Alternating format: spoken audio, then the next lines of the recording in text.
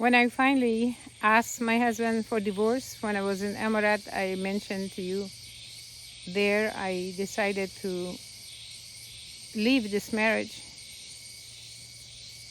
I did not have the freedom to study my past or the religion of, not the religion, the sect of my parents,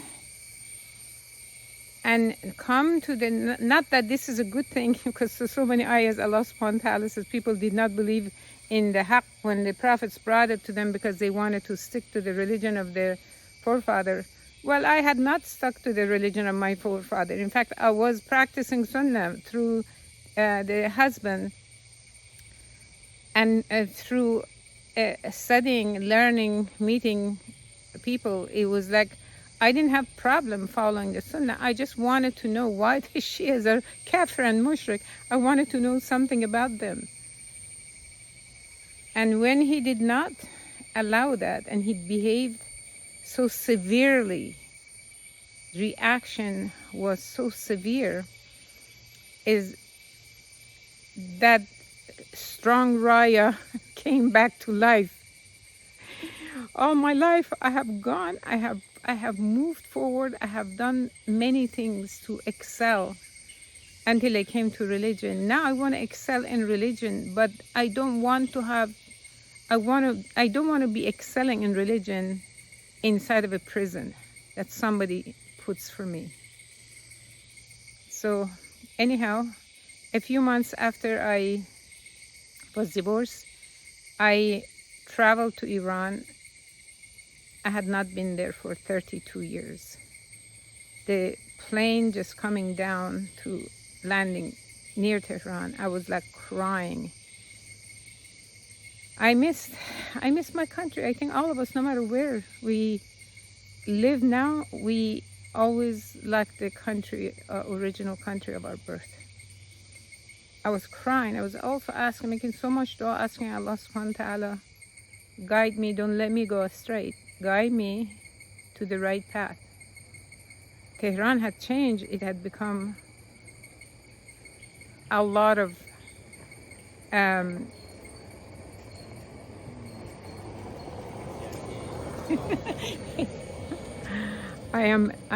staying in a chalet in the rainforest, and these chalets are so far away from each other. You see? So they have to send a shuttle.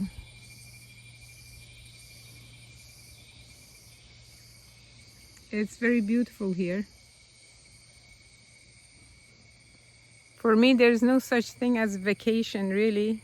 I came here to make videos and work on some of the Islamic projects that I'm working at, because at home I was too busy.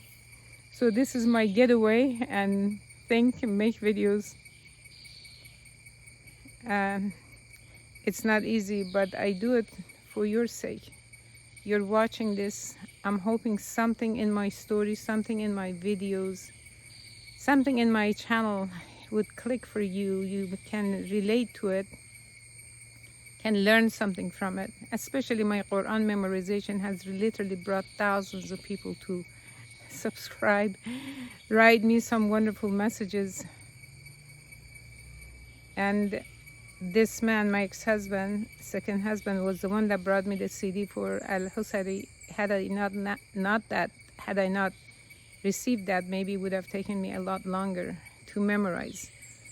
Anyhow, may Allah guide him, reward him for the good that he did, and may Allah guide him for whatever was not so good for his own. He has now 3 wives and 16 children, and he has a lot of responsibility. May Allah bring to his mind the right way to raise his family.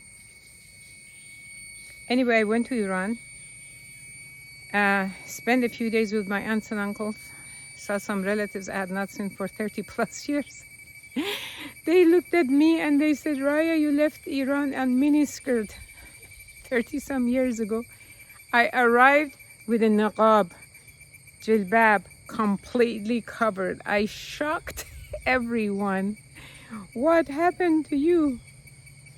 I said, I want to follow the right way. I want to follow the right way. And it did not matter to me that nobody cared.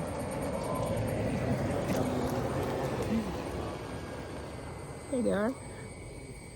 It did not matter to me. Nobody would even think. I mean, Iran, in some cities, women cover themselves wear niqab, but Tehran is very, very modern. But wearing hijab is mandatory. I saw the women wearing hijab. Starts from here, the blonde hair, makeup, and everything in front, and I'm shocked. So anyhow, visited with relatives. That was good. And from there, I went straight to the city of Qom. This is the city of scholars. In Iran, this is one of the top cities for best scholars. Is Qom, and then the Mashhad is northern part of Iran. Then you're talking about Najaf in Iraq, where the Shia scholars reside. And I started. I rented room with an old lady, very wonderful lady, and up until now I'm in communication with her and her daughter. This was 2000. It's 20 years. I loved her. Her house was so old. It reminded me the old house that my grandfather had. It reminded me, like, I cannot believe how much I felt at home, having been in U.S. majority of my life, more of my life in U.S., but having come to Iran, I remember something. I would pick up some rocks or dirt and put it in a bag, carry it in my purse, because I could just smell it, so I could take it back to the U.S. I didn't realize how much I had missed Iran until I got there. The city of Qom was kind of older, it's still that older fabric. It was not so modern like Tehran. So I liked it. It sit with me. It says like a small streets that cars could not go through. You had to walk through it. It was just, I mean, I can say this because it really felt good to me. You would not know it because you're not from there. Anyhow, I started asking many questions and trying to clarify some of the things that I had heard my ex-husband had said that she has believed. And coming to some questions, I was like, okay, now what do I do with this? I'll tell you in the next episode, inshallah. Assalamu alaikum.